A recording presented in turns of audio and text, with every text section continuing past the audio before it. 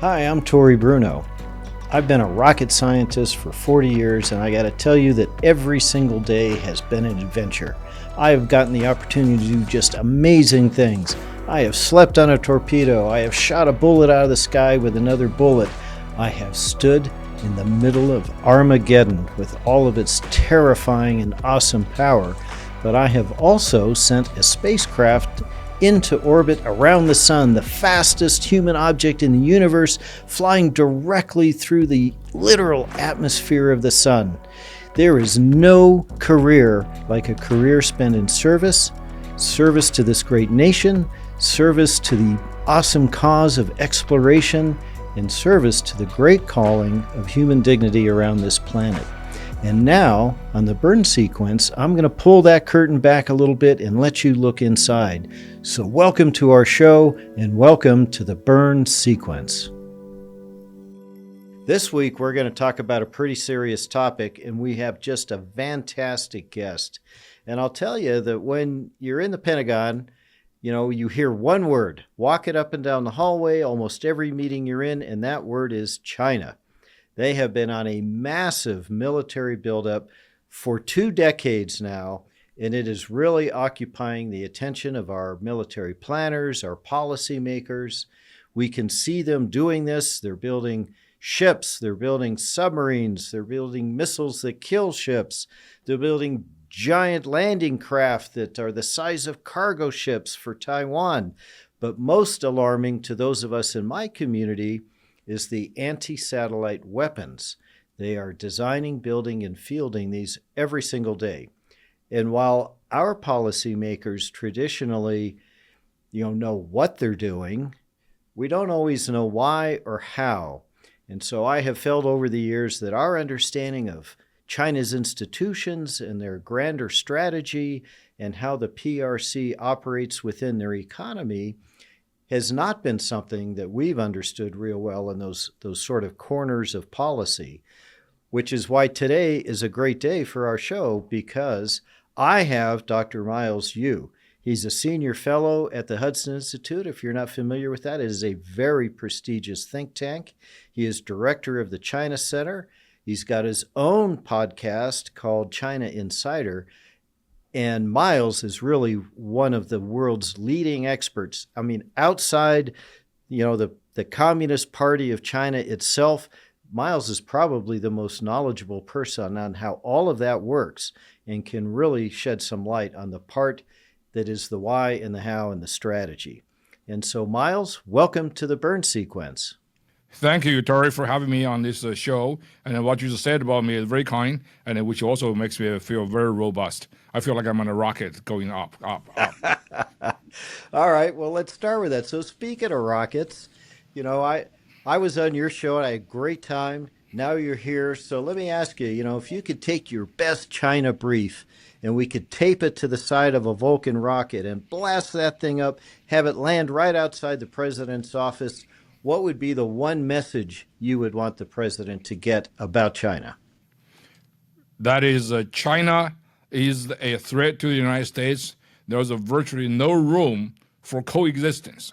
This is not just how we should look at them. This is precisely what China look at the United States, because for them, it's the either or. And so we define the relationship between the United States and China as one of strategic competition. China doesn't look that way. China look at it as a life and death struggle, 斗争, and that is how the Communist Party viewed the United States. By the way, it has been looked at the way for a long time, since Mao, for decades. The only difference right now, China feels that is much more capable to fulfill that kind of a mission. That is to eliminate the United States as a global leader. So Chinese way of governance would prevail globally. Wow, that is just an implacable position for them to take. And you understand they're very serious about that. And I'm not sure that that we really can have had our head around that all these many years that we've been trying to engage with China. That's a very, very important message. So, thank you for being so candid and so direct, which is what listeners, by the way, Dr. Yu is known for. He doesn't pull any punches. He tells it the way he sees it. So let me ask a couple of, let's questions that kind of drill into that. How does China really see space, my specialty, within the context that you just described for us? That's a very good question. Space is one of the what China called the Xinjiang, which means new frontiers, which means this that China knew that they have to reach parity in military hardware in conventional sense. That is the ships, aircraft, missiles. That's basically is very easy. That's mostly is what Soviet did with the United States, and we did vice versa. So we focus on the numerical parity. Now, China also knows that the future warfare is not entirely determined by the military hardware parity in conventional sense. It also depends on the new technology, new areas. Those areas are far more important. So they were mostly focused on what we call the C5 ISRT. So Right. that means the command and control, communication computers, and cyber, and also intelligence, surveillance, reconnaissance, and targeting. So in that area, there's some new areas that would include cyber, space prominently, undersea, data, the EMP. All those things are involved. The new ones where China believes that nobody, with the possible exception of space, has the predominance. And those are new area. China must have the commanding height. In other words, must lead. And with that, and they can be the United States. So it's basically the race. When I say possibly, with the exception of space, because we definitely had a sort of advantage over China because we've been there for a long time. However, precisely because of that kind of sense of establishment superiority, we have a complacency, as you mentioned in your lead up to this program, that China has developed a very active ASAT capabilities. And so this is, as a matter of fact, they realized this after the Gulf War, first Gulf War in 1992 and 93. They realized what really would determine the outcome of the modern warfare is high altitude satellites that would coordinate all the elements of the war operations, the air, ground, and the sea. So that's why China said, listen, we got to get to that. That's why they develop with absolute seriousness and serious commitment to anti-satellite weapons. Yes, you're right. We sort of, in a way, tipped our hand there in the Gulf War. But even then, Miles, I would tell you that, it was really a force multiplier for us. The way you described it, the ability to bring, multiple types of forces together effectively in a campaign was as if we had a much bigger Air Force, much bigger Army than we actually had. But today, it's different for us. It's essential to basic military operations. We almost can't do anything without space. So in a way, it's kind of like an Achilles heel until we're able to secure it, isn't it? Yes, space is really important. What really impressed the Chinese and scared them also, right after the Gulf War, they realized a tank commander in the desert of Iraq could call on air support, could call through satellite to coordinate the air-ground attack. So that is what China didn't have. So that's why they have devoted with absolute seriousness into the development of their own space programs, as you know. Now, Yeah. you mentioned about the space. In conjunction with the space, I think in competition with the space capability is artificial intelligence with the emerging in the last couple of years. Because China also, in addition to developing space capability, also artificial intelligence. There's ground forces. They try basically turn the Chinese military into robotic, AI-enabled fighting force that will exponentially increase the fighting capabilities of individual soldiers. They saw that emerging in the battlefield in Ukraine. They saw that in a lot of other places too. Yeah, so this really is not just a prestige project for China, which I think a lot of people still think it is, or a way to signal technology capability. This is something that's really, really important to them. And I'm glad you brought up AI because that is a huge push, and I think part of the motivation around Taiwan, because our modern battlefield is just tons and tons of data, all the sensors we put on there, the ability to take that data in real time and do something useful with it, that's the power of AI. That, and of course, the autonomy that certain systems can enjoy through that.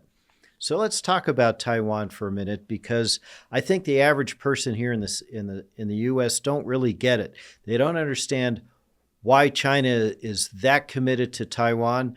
They don't understand necessarily why we would go to war to protect it, and that would be a great power conflict between us. Why is Taiwan so critical to China, and would they really fight a war with the U.S. over that? To answer the last question first, yes, they would. It's because the Taiwan issue is so essential to the legitimacy of the regime. I'm trained as a historian. If you look at the history, you know exactly the primary impulse for the Taiwan problem. That is, the Chinese Communist Party envisioned itself as infallible and invincible. The sense of invincibility came out of the late 1940s military victory, beating the Chinese nationalists in 1948, 1949. So they call themselves the civil war between Chinese Communist Party and the Nationalist Party forces. However, nobody in China called that the civil war. You know what Chinese Communist Party calls it right now? And always call it is a war of liberation. So the first and most important thing is the Chinese Communist Party is a party of liberation, completely obsessed with the liberation ideology. You know what? Their military force is called the People's Liberation Army. So that's the whole thing. They call them. They realize they liberated every single part of China proper. They also invaded and occupied the large area that did not belong to China, but then they put it under the Chinese sovereign domain. That is Tibet and Xinjiang, the Uyghur area. On top of that, they also occupy Hainan Island. The only place they could not finish, the revolution, the liberation did not completely get consummated, is Taiwan. So this is basically an ongoing communist revolutionary ethos that dated back to 1949, 1950. This is why the biggest stand to that, the biggest challenge to that the narrative and falsehood of invincibility is Taiwan. So that's why they have to fulfill that commitment. This is a decade commitment in the making, and they have been saying this since 1950. Well, it's kind of crazy to me over the years when I've seen situations where our adversary has been very clear and have publicly told us what's important to them and what they're going to do, and we just can't believe it, and we don't take them seriously until we're in the soup. And in a situation like this, it doesn't matter what we think, does it? It matters what China thinks and what the CCP thinks. And I think you're helping us understand that this, maybe I'll put it in different words, Miles, you can tell me if I'm grasping it.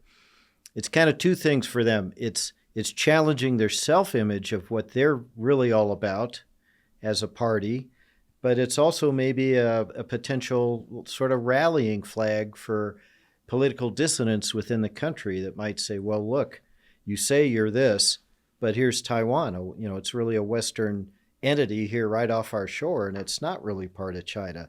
So that's kind of a double whammy for them, isn't it? In a way, that is the case. On the other hand, there's also this issue. The Chinese government right now builds itself as the angel, an agent for national reunification. Taiwan is considered part of China, but Taiwanese said no, it's not.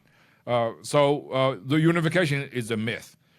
The reason they're saying this as a falsehood is because the Chinese Communist Party, since its establishment as a country in 1949, has voluntarily given up territories to friendly countries like Soviet Union, Mongolia, even North Korea.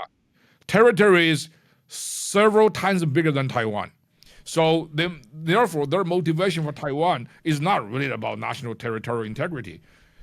Most importantly, there's an urgency about liberating Taiwan these days. It's because Taiwan itself has transformed completely from a semi-dictatorship to a full-blown democracy. the inspirational power on the people of China, of Taiwan, is enormous. So every time you have election, every time you have some kind of political scandal, has turned into educational lessons for people in the mainland China. So they care about this transparency, openness of society. So the Chinese Communist Party fear, among all other things, the people in Taiwan and people in China aspiring to be living as a free man, like the Taiwanese. For that matter, the reason why United States is the ultimate adversary of the Chinese Communist Party is precisely that. Doesn't matter which policy, either by Republican or Democrat toward China, is harsh, soft, or okay. It doesn't matter. The very existence of the United States as a beacon of freedom is the fundamental threat to the Chinese Communist Party rule. I came to this country 40 years ago during the Reagan years, and it was precisely Reagan's speeches, his spirit for human freedom, that inspired me come to the United States. I'm not the only one. There's a lot of people come to the United States in search of this kind of exemplary democracy. So this is what Chinese Communist Party fear about most. So ultimately, the Chinese Communist Party is a ideologically intoxicated communist party. So they were doing this just for that. Of course, for the United States, you mentioned about we have to look at how China look at the United States. That's very lacking. Most of my colleagues in Washington, D.C., and for that matter, in Western capitals, look at China from our point of view, how we should do better to stabilize the relationship, what did the U.S. do done wrong, why Donald Trump had a trade war with China, this kind of stuff. Those are wrong perspective because you have to look at how China treated the United States. Donald Trump didn't start a trade war with China in late 2018. Chinese have imposed very exorbitant tariffs on United States imports for decades. So we are responsive in many ways. So it's nice to be critical of our government in the West, but you also understand China. So here at the Hudson China Center, we tend to sort of balance out. Well, look at Chinese-U.S. relationship from U.S. point of view, but also we have to look at the U.S.-China relationship from inside out, from China point of view. So that's actually is very important. Well, I think it's a really important message. And I'll tell you, this has been maddening to me for many years because for a long time we had this whole policy of engagement. And, I mean, if I boil it down, Miles, it was this idea that, well, let's just go do business with them. And they'll see how great it is to be free and how cool it is to have wealth. And they'll just, we thought naively, they'll just give up their authoritarian ways and they'll be attracted by, this free economy and they'll just want to be a democracy spontaneously. What a silly idea. And all we've been doing for a couple of decades is pouring money into the CCP, which it has used to build weapons to kill us with. Absolutely. Just the other day, I was reading President Bill Clinton's very important speech at the Brookings, of all places. This was a speech he gave just urging U.S. support China's ascension into the WTO, the World Trade Organization, in which he said, you know what, we go to China and we're going to make China more democratic, more open. And I read this kind of stuff. It reads like a suicide note for the United States. Seriously. So everything he said that was completely wrong and didn't become reality at all. The opposite is true. So this is the reason I think we should engage China, but we should engage China through containment. Yes. Through policies should be based upon U.S. Own interest, because China always look at the United States as its ultimate adversary, openly or subterraneously.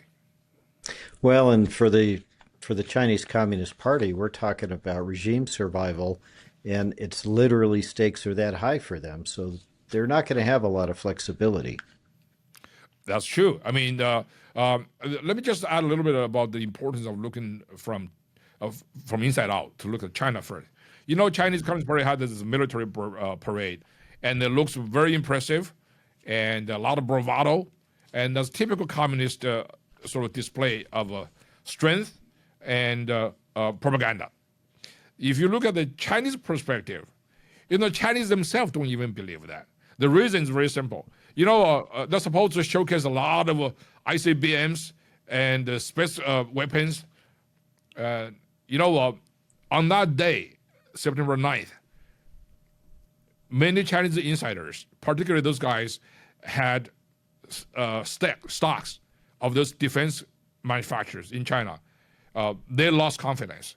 On that day, September 9th of the parade, almost all of China's defense companies, their stock plummeted. Avic Chengdu, the largest Chinese defense firm, lost 14% that day. In the next coming 5 days of trading, they lost 25%. Oh my gosh! So, and many of the guys who have stocks in defense firms in China, they are privileged people. They are insiders. They know some of the weapons may not be really up to standard. So I'm not saying this is all fake and they're all paper tiger, but we have to take into consideration how the Chinese view their own capabilities. Well, that economic perspective is important. I feel in my world, in the space world, that there's, on the one hand, a very taunting environment when we look inside China and we see that, the U.S., we've got 2 heavy lift providers. Pretty soon we'll have 3. We've got a handful of satellite companies. Depending on how you count it, maybe there's 25,000, maybe 30,000 people in the U.S. that work in the space industry directly. When we look inside China, it looks scary on the surface. There's a dozen launch sites. We have really 2. There's probably 200,000 people working in the space industry. There's dozens and dozens of launch vehicles, but in my view, it's brittle. It's inefficient. The reason that there are so many launch vehicles is because every kind of satellite almost gets its own rocket. And there's all the infrastructure attached to this. It's just tremendously inefficient. It's a very brute force approach. We do more with 1/10 the resources that China uses for that same space mission. And that means that we have an opportunity. If China experiences economic pressure that is prolonged for any length of time, that space system, that infrastructure economically is brittle and they will not be able to maintain it. So I look at it that way. And I also think that you raise a very important point, looking in versus looking out. It's very arrogant in a way for us to look into China and to impose in our thought process our own sort of value system on what's important and what's worth fighting for, what's worth protecting, and assume that they think about it the same way. There's no reason at all that they would have the same perspective we would, and yet we sort of naturally project that on them. Yeah, that's totally true. In addition to the comparison of numbers of people working for the same kind of industry, there's also very important legal framework and the kind of a social condition. Mm-hmm. In the United States, we're working in the free market system. We have the accountability. If your firm fail some major test or something, and your company value will go down. China doesn't work that way. China is not a really efficiency-based society. So you wonder why Xi Jinping has to purge so many people. Yes, it's politically motivated. But he had to purge the people because many of the guys in the military, particularly in the defense industry, they were very corrupt. It's a closed society. Mm-hmm. I mean, there is a story about one of the Chinese major rocket project. The people involved were so corrupt. Instead of putting into liquid fuel into the rocket, they put water in there. I know that story. I know. So this is one of the reasons why you have so much corruption, because there is no transparency. There is no legal framework to punish those guys who profit for themselves. So that's one of the reasons why. This is one of the reasons why we really have to look at from inside of China. Just before the parade, I mentioned about Chinese government revoked licenses of some 200 weapon experts assessment license. They're not allowed to do that for fraud. And also, they get rid of close to 120 defense suppliers licenses. So because they were substandard, fraudulent. So you think about the kind of system. Yes, China has a civil military fusion industry, but it is to a large degree dysfunctional because of corruption. Once you combine defense industry, which has a lot of money, with the profit-seeking companies, without supervision, without legal frame, without contractual framework, and then you got into trouble. So that's one of the reasons why China is a communist country. It's not market-based, and it also, which brings us to the issue of quality and also accountability, reliability, mostly. Yeah. Well, that's just such a good point because, an authoritarian government really doesn't have rule of law. And if you don't have rule of law, corruption is just immediately present and a constant challenge. And that's true here. And that was a great example. So, we've been talking a lot about Taiwan, but they have regional ambitions and have been, I'll say, pretty busy with their neighbors elsewhere, haven't they? Oh, yes. As I say, China's primary adversary is the United States. Unlike China, unlike any country in the world, the United States is unique in the sense that the United States has a massive global alliance system. In Europe is NATO and several other mutual defense arrangement. In Asia, predominantly it's not multilateral, predominantly it's bilateral. In other words, the United States has mutual defense obligations with countries like Japan, South Korea, Philippines, and maybe Thailand a little bit.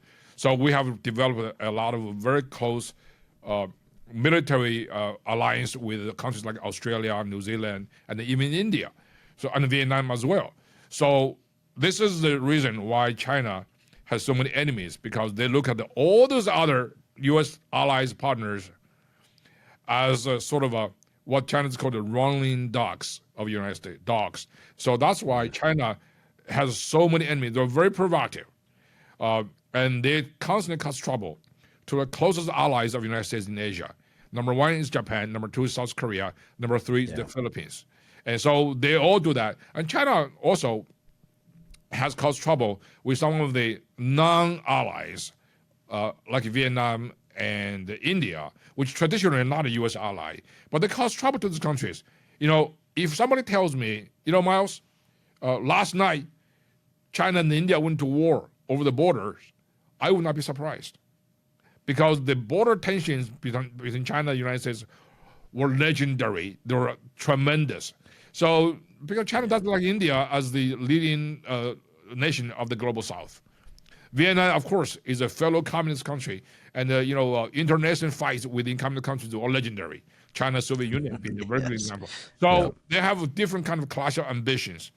So this is one reason why China has so many regional adversaries. Tory, I can tell you, China is the country in the world that has the most neighbors.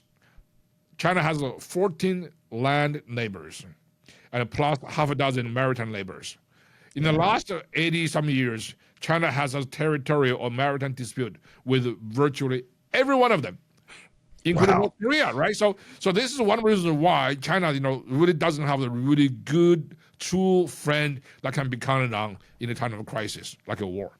So, in other words, China is the big bully over there. All that is wrapped into this paranoia over United States as this adversary. U.S. is having containment against China.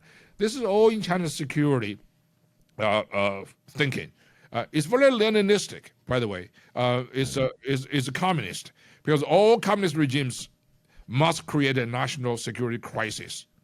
Yeah. To justify their authoritarian rule over their people, right? Exactly. Perfectly put.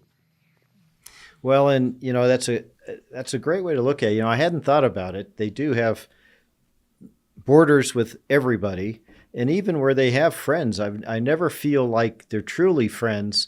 We have alliances where we literally have mutual interests with one another, and by being together as trade partners or military partners, both parties benefit, and there's greater wealth for everyone. Whereas, with China, it seems to me that even where China has alliances, they're really alliances against us. If we weren't there, they wouldn't be friends otherwise. Yeah. Well, China's so-called friendship is also very opportunistic. When China needs you, you're a friend. When China doesn't like you, or you can get closer to China's adversary, you're enemies. China signed very solid friendship treaties with the Soviet Union. Later on, they bitter enemies. This was like since 1960s because they both want to be a leader of the communist movement worldwide. China and North Korea, they claim to be buddies, but deep inside, North Korea is deeply resentful of Chinese Communist Party because China in 1992 recognized North Korea's arch enemy, South Korea. That was considered as an ultimate betrayal. And then you look at China and Vietnam used to be they're fighting the same war against the United States, but then Vietnam toward the end of in the middle of the Cold War tilted to the Soviet Union, which became China's arch enemy. So Vietnam now become the enemy of China. So much so, China fought more wars against Vietnam than most of its neighbors. China actually invaded Vietnam full scale in 1979. And in 1980s, the world was obsessed with the Mujahideen, anti-Soviet Union. But the most trouble spot in the world is the Chinese-Vietnamese border. Millions of shells were fired from China into Vietnam, and back and forth, several major confrontations at sea and on land. So that's what I'm saying. India and China in the 1950s used to be okay, and then 1959, Dalai Lama fled to India, and Indian government gave Dalai Lama a sanctuary, and therefore India and China suddenly had a border dispute. The border disputes continue on to this day. So this is all very, very communist style, opportunistic, strategic, a little bit paranoid. Sat on an airplane once next to the Dalai Lama, flying from your neck of the woods out to San Francisco. I figured I was covered either way. Either we were safe on that airplane, or if anything went down, at least I was in good company. Well, don't worry, Tory. He's a Buddhist in reincarnation. So maybe if something happened to the plane, you will be reincarnated into the 15th Dalai Lama. You never know. Oh, you never know. But, that's an interesting way you talk about China's relationship with other people. I mean, they're like that terrible neighbor, on the cul-de-sac. The dogs are running around and they're always borrowing stuff and not bringing it back. Yeah, I'll tell you, I watched this whole Belt and Road thing for a long time. And at first I thought, well, there's a couple of things going on here. China is building close and maybe dependent relationships with a lot of countries, and they're creating trade routes and, ways to get around the Malacca Strait problem that they have. And none of that's good for U.S. security if they're not a friendly country. But what really surprised me that I think you touched on a little bit was over time, it became obvious just how sort of insidious these relationships are with these countries. Big loans that they can't pay back, really encouraging them to end up in default. They're like a loan shark. And then, that's all right, we'll loan you more money just so long as we acquire territory or the rights to have military facilities or your resources. They're really exploitive in a lot of ways. That kind of surprised me, but I imagine you saw that coming from the beginning. Oh yeah, absolutely. If you look at the Chinese Belt and Road Initiative is a big scam. Here's how. You mentioned about the debt trap aspect of that. It's totally true. Now, before the Belt and Road Initiative, there is loans from World Bank and IMFs. Normally, they have a 30-year term, and then the interest rate somewhere between 4 and 5. So the likelihood that you would default on that is very, very low. The Chinese Belt and Road Initiative loans, however, very different. They have a similar rate right now, almost like a 4.5%. That's normal. However, it's not a fixed rate. It's a floating rate. Yeah. So as you know, if you're a homeowner in the United States, you must go to that 30-year rate, right? It's not a floating rate is very dangerous. full 5 years. Now, the term of those loans were almost very short. It's about 10 years. So the likelihood of you default on the loans according to Chinese terms were much, much higher, very risky. That's one reason within 4 or 5 years, most of the countries were unable to pay the loans. So that's one problem. That's a loan shark. There's much worse than the 19th century French loan sharks. So they're terrible. Secondly, precisely because of this kind of loans arrangement, almost all the loans signed between China and those recipient countries have confidentiality clause. You're not allowed to tell people, right? So it's not really revealed to the public. So they're not proud of it, are they? No. It's very, so this brings a major problem because the Belt and Road Initiative has become the number one politically destabilizing factor in many countries who receive these Chinese loans. Once those terms were even suspected of being selling out, let alone to be revealed, and all the countries would have gone through into political crisis. So major election issues center on the relationship with China. Countries like Sri Lanka, for example, countries like Malaysia, countries like Kenya, Angola. So you name it. So all these major countries who receive a lot of money from China are either politically destabilized or financially ruined. So this is why it's so insidious. Of course, the money is there. It's like somebody gave you a credit card with a 30% interest, right? If you fail to pay within, say, 5 days. The grace period is very, very short. By the way, the grace period for the Chinese Belt and Road Initiative is normally 1 year. Very, very short. Wow. So most countries get in trouble are into this high-risk area. Wow. I mean, it's a scary thing.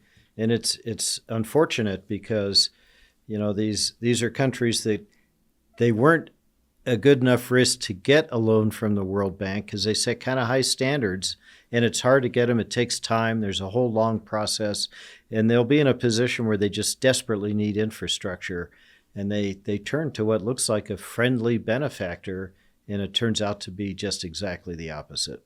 You talk about the much needed infrastructure. The funny thing is a lot of the Belt and Road Initiatives, the major projects were not necessarily needed in those countries. Remember, like China. You go to China today, you'll be very impressed by the number of skyscrapers. China has more skyscrapers than anywhere in the world. You go to China, you'll be impressed by the high-speed railways in China. China is the world's largest high-speed network of railways. However, they are not market-based. Most of the Chinese skyscrapers are based on the tremendous loans and debt. So the occupancy is very low. If you get a 30%, you're very lucky. So the railway system, most of them, I would say 80% of them, are losing money. They cannot have enough ridership because they build all these gigantic, landmark projects, not based on market needs, but based upon government command. So this is a range. Very few of them actually do make money, right? So they say the lines, high-speed rail line between Beijing and Shanghai to Canton, that's fine. But the majority of the railways, high-speed railways, they cannot really retrieve the cost, and so that's why many of them are facing collapse. This is Tory. This is Ponzi scheme. This is why Chinese real estate market is completely collapsed because they build those impressive buildings without any return, and that's one of the reasons why China is a Ponzi scheme in many ways.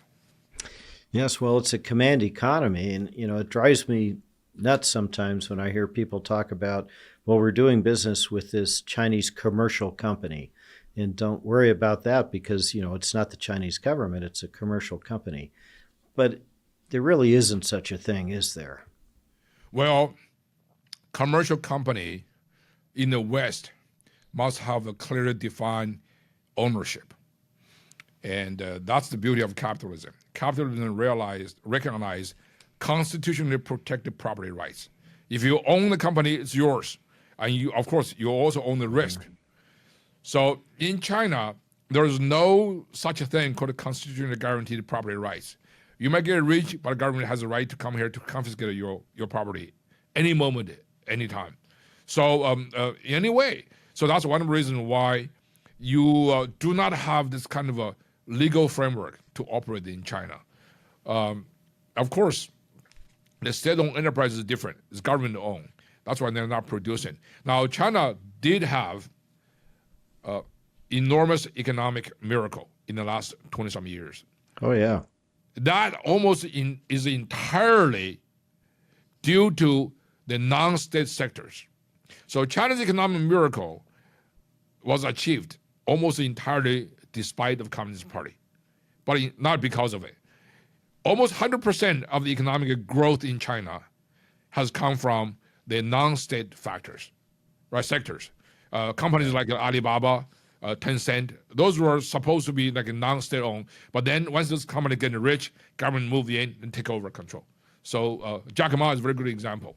In a sense, he's the richest person in China. On the other hand, his wealth could be gone within a second. That's exactly what happened to him, right? He doesn't have any ownership, organizational control at all over the company he created, the Alibaba. So that's the reality of China. So China is not a really market economy.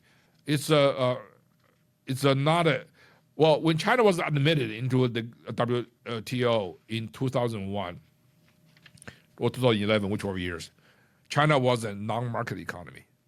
Now, the non-market economy has benefited from the wealth created by non-government sector. China has become economically enriched and transformed itself from the non-market economy to the anti-market economy. It actually took measures to destabilize the fundamental rules of the global market. BYD, EV cars, for example. Sure. China's green energy stuff, that's another thing. Through massive government subsidy, China drive down global prices and killing the competitions, and therefore Chinese company move in and become monopoly. That's the game that China been playing for decades. Which they can do because of their form of government. So now, for a minute, I've been criticizing, policymakers here about being a little bit naive, but now it's my turn. I believe that, basic human dignity is a human right, and then all people, the Chinese people, not the government who's in power, but the people, all people want to be free. So when we look into the future, Miles, what is the hope for the billions of people that live in China that they might someday achieve that? How do you think about it?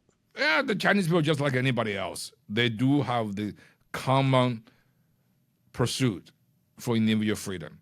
They are just like anybody else, do not want to be bothered by the big government. So if you look at the Chinese diaspora, I mean, there's a lot of people who basically try to help out the Chinese. The problem is the Chinese government has established such a totalitarian surveillance system, and with the enormous propaganda machine, very meticulous. So you go on Twitter, you go on Instagram, you go on Facebook. There are a lot of Chinese propagandists. They are the agents of government, and to spread disinformation.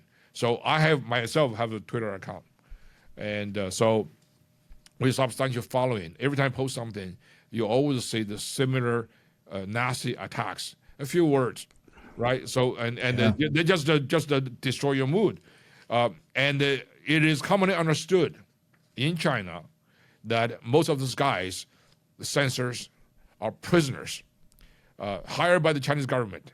Yeah.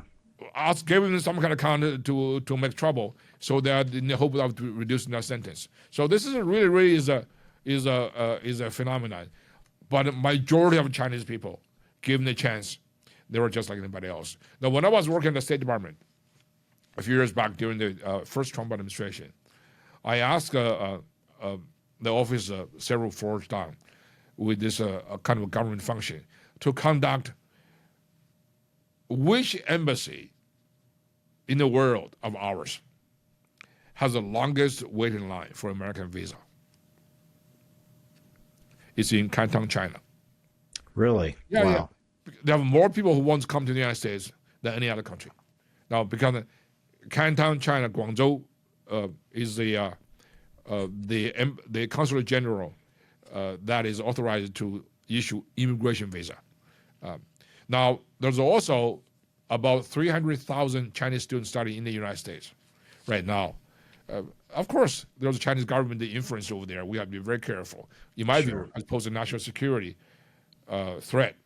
But the fact that so many people want to come to the United States to study in the first place, it tells you that a lot of people who aspire to the American dream. So I think, despite so it's really sort of disgusting to me as a new immigrant from communist country to realize so many of my fellow Americans look down upon ourselves, particularly our inspirational values of this country.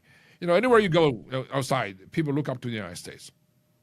So it is up to us to continue this American dream or ruin ourselves.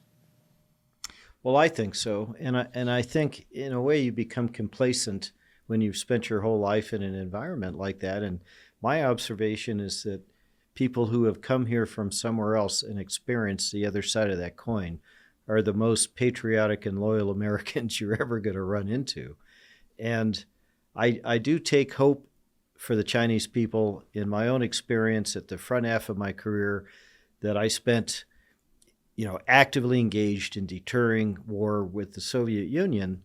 And out of the blue, it doesn't look this way to people looking backwards, but I'll tell you, because I was there in the Cold War, that, the Soviets loosened their grip just a little. Gorbachev tried to get out from under, I think, a lot of the economic stress that we successfully applied. And just instantly, the whole thing flew apart. And, the Russian people said, we don't want this anymore. We were stunned. We were in a Cold War that had lasted 70 years. The Soviets were this giant 10-foot tall monster, and we couldn't see an end to it in our lifetimes, and it was gone in an instant. And so I hope and I pray that someday the Chinese people will be free from this sort of terrible government that oppresses them. I think you're right on the money, Tory. The Cold War obviously was over for a number of reasons. One is the Soviet Union's internal contradiction, the implosion, right? Yeah. You have a lot of dissidents. Secondly, is really from the external help, influence. President Reagan openly called the Soviet Union an evil empire. And since actually before him, since the 1970s, we forced the Soviet Union to admit human rights is a very important factor in any dealings with the West. That's the Helsinki Accord. So from that moment on, every single Soviet dissident gained full support from Western leaders. Margaret Thatcher, Ronald Reagan. Now, when the Polish workers organized Solidarity Labor Union, that was basically fully supported by Margaret Thatcher, Ronald Reagan. Those support facilitated the decline of the empire. So Gorbachev finally realized, we cannot really compete with the United States with such an inspirational appeal. So, and that's why he tried to reform. The irony is that when Gorbachev tried to reform the Soviet system that is basically anti-human, is very evil, he laid foundation for the empire's own demise, because an evil empire could not really tolerate any crack. And this is the lesson Chinese government has not learned from the collapse of the Soviet Union. You cannot be lenient on these people. You have to be either go all the way to be a totalitarian regime, or you don't do it at all.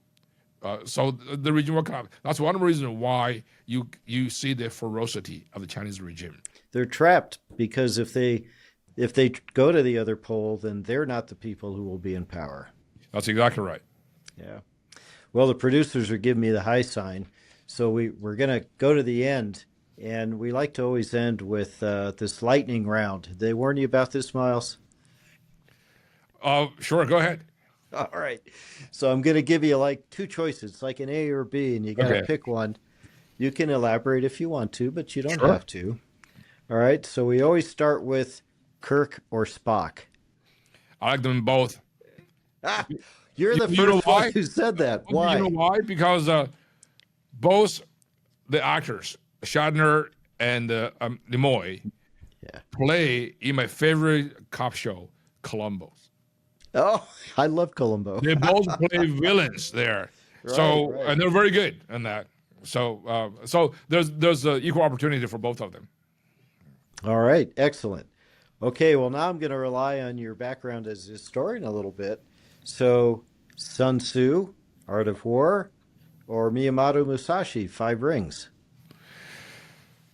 Uh, I would say probably Sun Tzu, uh, and mostly because it's very concise, and also it basically covers every major element of modern warfare as well. Not as beautifully as another people, but he covered in a very successful way use of power, generalship. He reinterpreted power. In other words, Western way of war mostly focuses on power, and Sun Tzu emphasizes on how to use power and also how to use. He also understands complexity of the war. It's economic warfare. It's also warfare of intelligence and espionage. So I give it to him. I agree. I felt the same way. He had the total picture, not just, say, combat in a battlefield. Yep. Yeah. Jackie Chan or Bruce Lee? Bruce Lee. Me too. I love Bruce Lee. Yeah. Jackie Chan was good, but he's almost an actor. As an actor, there is a theatrical part of him, and there is also a real part of him. In reality, Jackie Chan is just a sycophant to the Communist Party. He's now Yes. part of the Chinese Communist Party apparatus. He pressed the Chinese government to crack down on human rights in Hong Kong and in mainland China, but that doesn't deny him as a good actor, right? Kung Fu art. I mean, he's trained in the theater, not in the martial arts. And Bruce Lee was the exactly opposite, because he was trained as a martial artist who ventured into film, which is not very successful. Yeah. Great perspective. Well, Miles, it has been really great talking to you. I think you shared a really large number of incredibly important ideas today. So thank you for doing that on behalf of all of our listeners. Thank you very much, Tory, for having me, and I really enjoyed chatting with you. Me too. And cheers. I see they gave you a cup. We did. It's the burn sequence, which is the probably title of the show. From so I actually enjoy watching the Vulcan piercing into the sky, and that was a very good thrilling. So go America. Yeah, well, thank you. And thanks for the plug. Appreciate it. All right, everybody. Bye from the burn sequence. Sign it off.